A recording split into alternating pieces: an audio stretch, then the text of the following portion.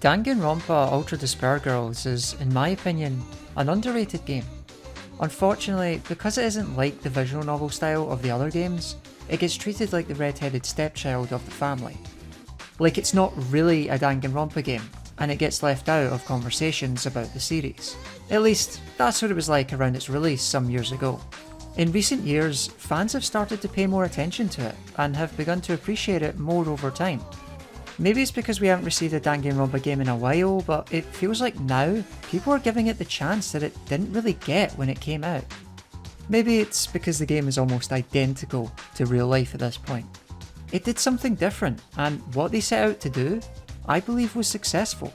There's a lot of passion that went into making this game, and I think that goes unnoticed. If you didn't like it before, this video probably won't change your mind.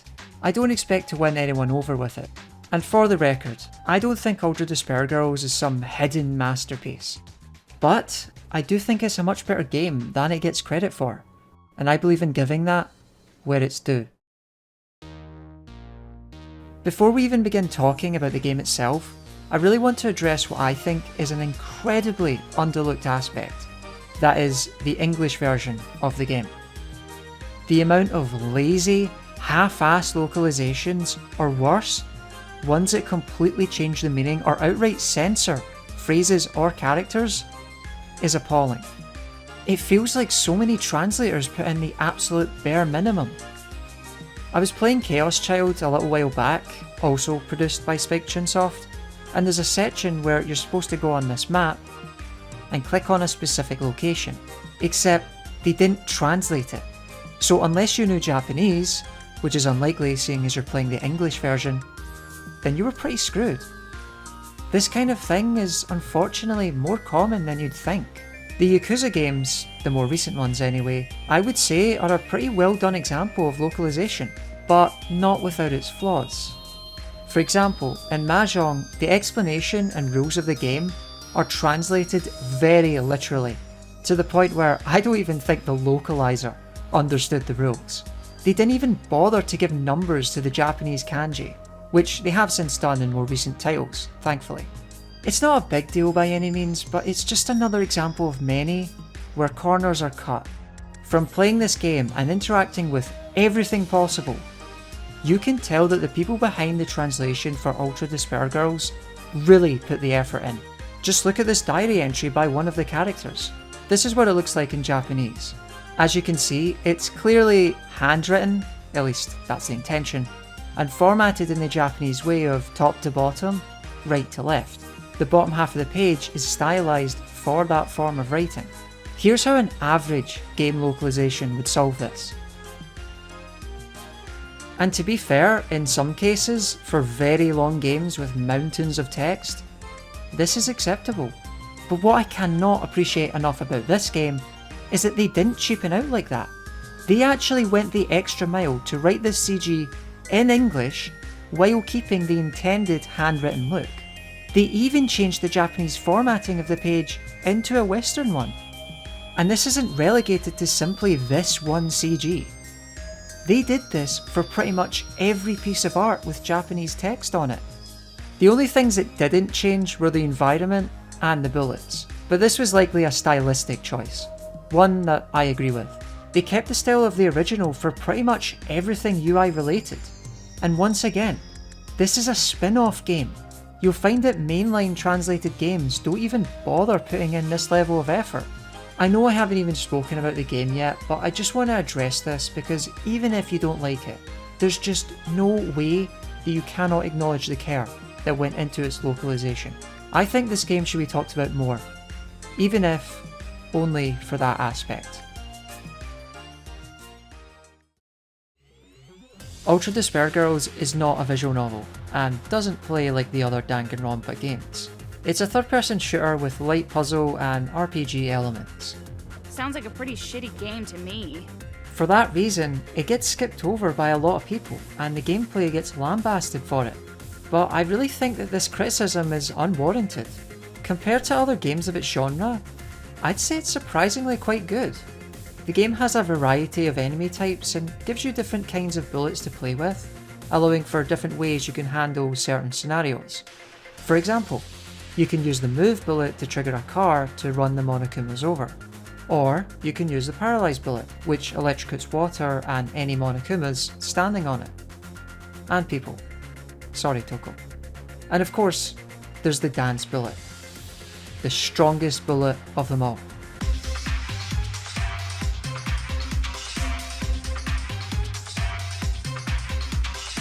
You can find books scattered around the game world that prompts conversation between Toko and Kamaru and can boost their abilities.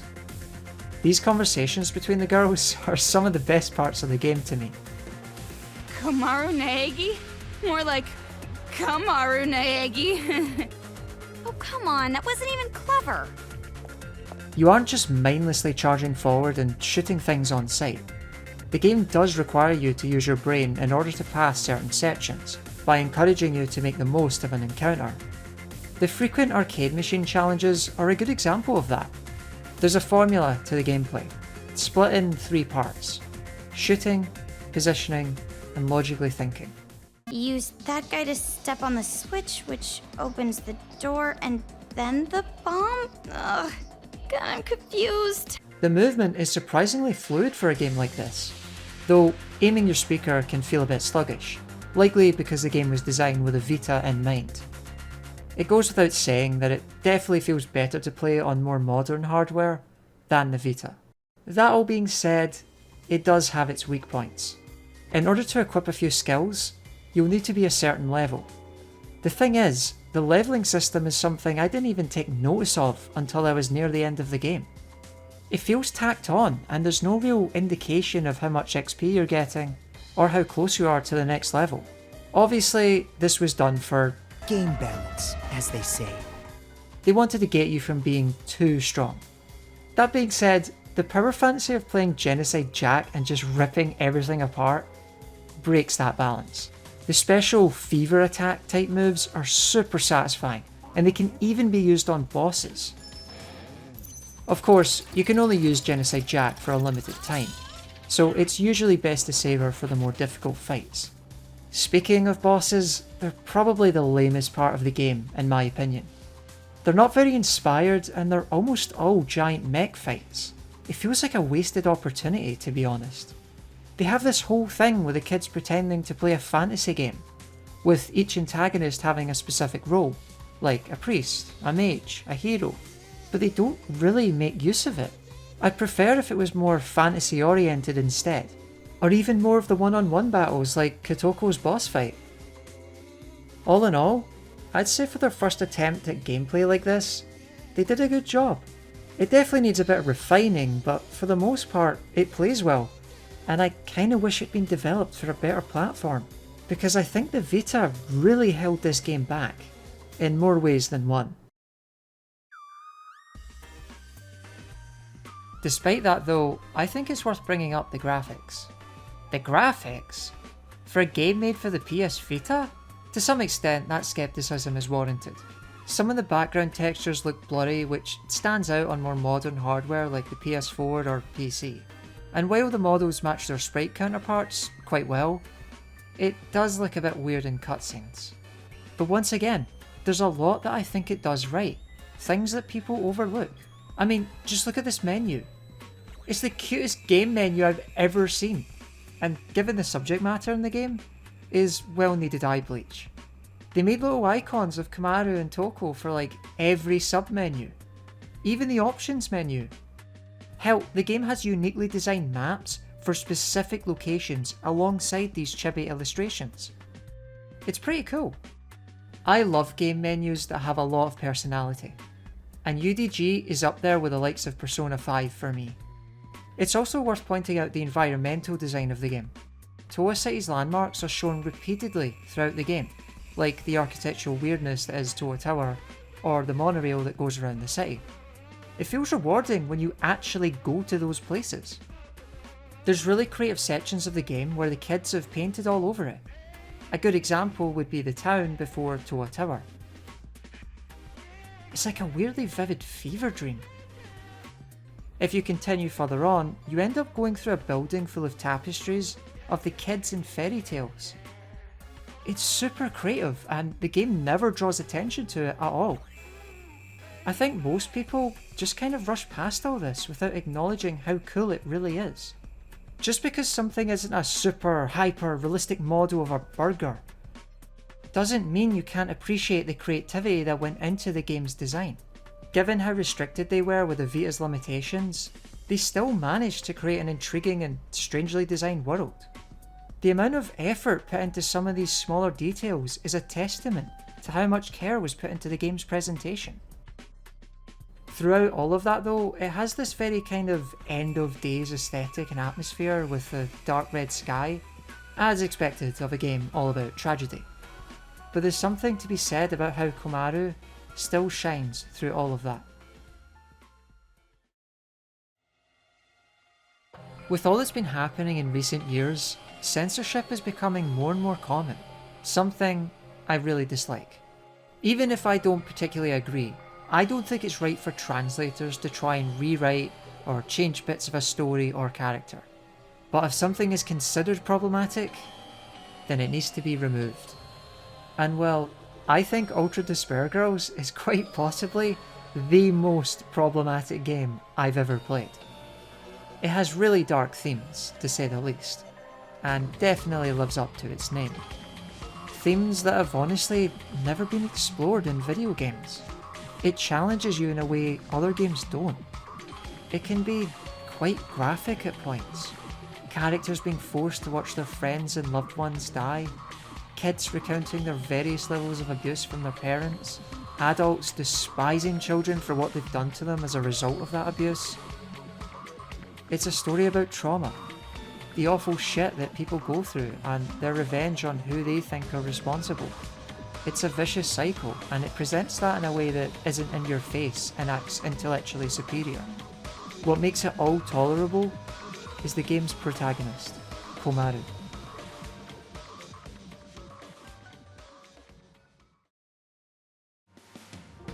She's described as being a simple, everyday high school girl, and it's kinda necessary for every one of these games to have a straight man to the batshit insane world of Danganronpa. But here's the thing, Danganronpa has never been about the story. The story in Danganronpa games are just a backdrop for the real story. The characters. The best parts are watching the crazy personalities interact with one another, and hoping that your favourite doesn't get killed next. It's not a series you're meant to take super seriously by any means. You go into it knowing it's over the top, and UDG doesn't even try to hide that fact. There's another arcade machine. Must be super popular in this one particular town for some reason.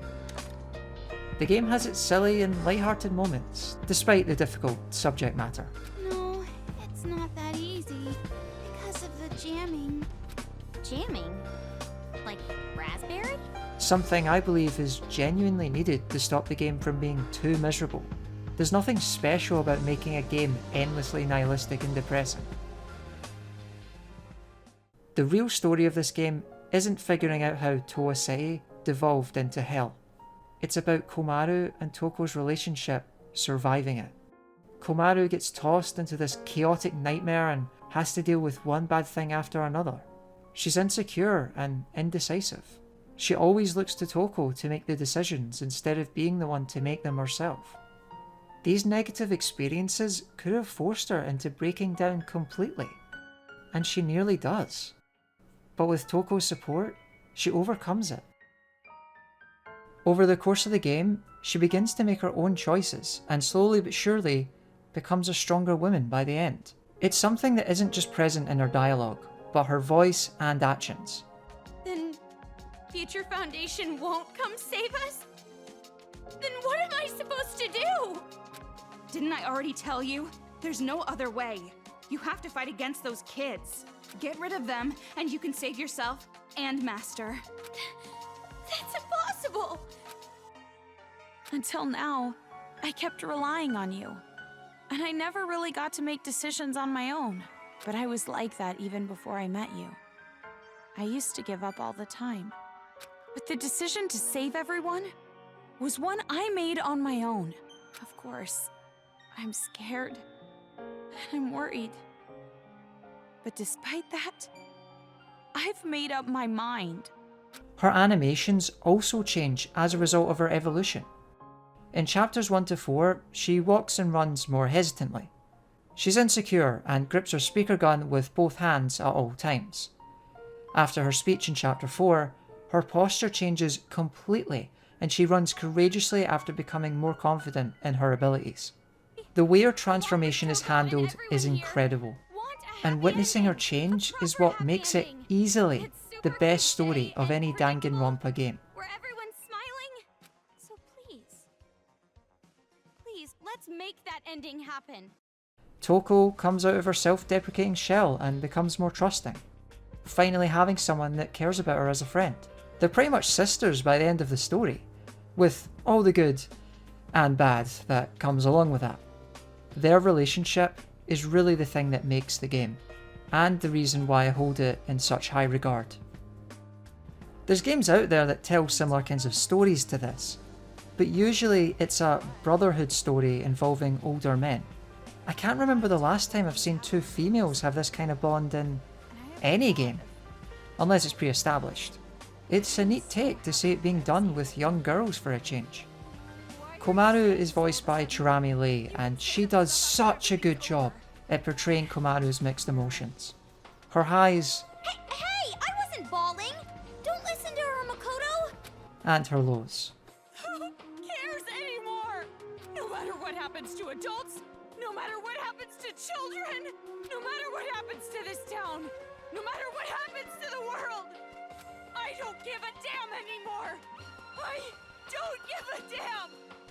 But I do not want to undershadow the fantastic talents of Amanda C. Miller or Erin Fitzgerald, who voiced both Toko and Genocide Jack, respectively. Honestly, all the voice talent in this game is top notch. I feel like it's a crime not to talk about Christina V as Monica, or Erica Mendez as Nagisa, both of which are the most interesting antagonists the franchise has ever introduced.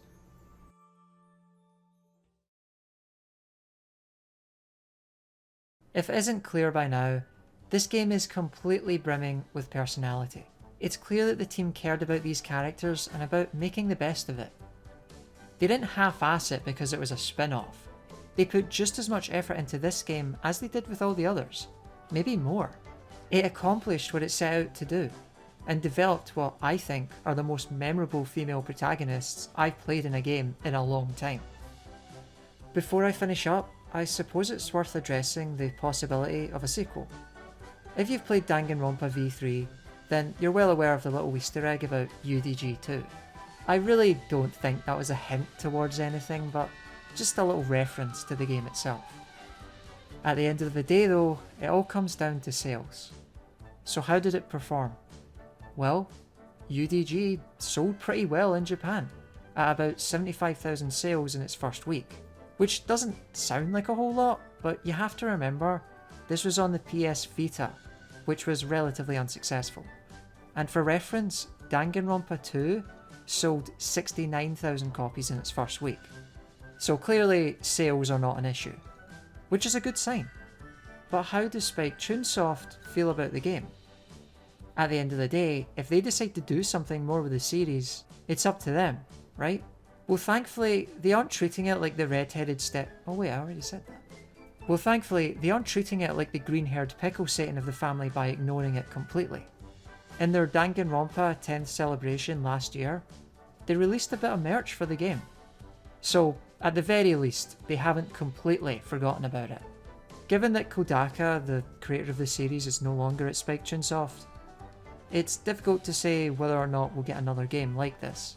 But given Danganronpa is practically a money machine, there's no way that's the end of the series.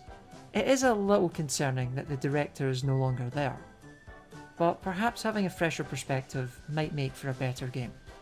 Whether they decide to continue with our more traditional Danganronpa games or try something different like they did here, I'll be looking forward to it.